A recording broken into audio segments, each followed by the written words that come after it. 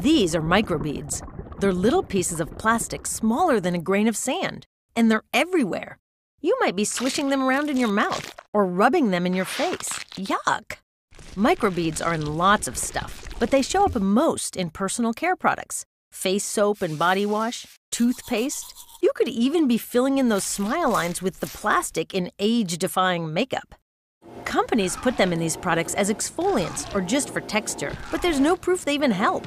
And you might not realize that you're using them unless you know what to look for. But the biggest problem with microbeads is that they're designed to go down the drain.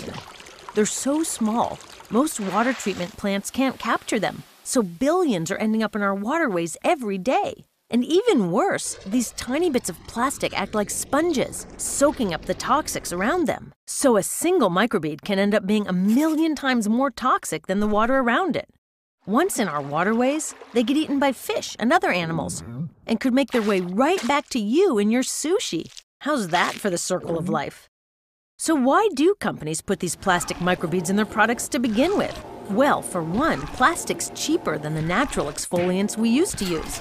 Plus, it's an excuse to sell more stuff. Those natural exfoliants worked so well, you could only use them once a week. Microbeads are smooth enough to use every day, which means you run out quicker and have to buy more of that product. Sure, we can try to avoid products with microbeads, but isn't the bigger problem what companies put on the shelf in the first place? The good news is some companies are already removing plastic microbeads from their products. And many places are considering outright bans.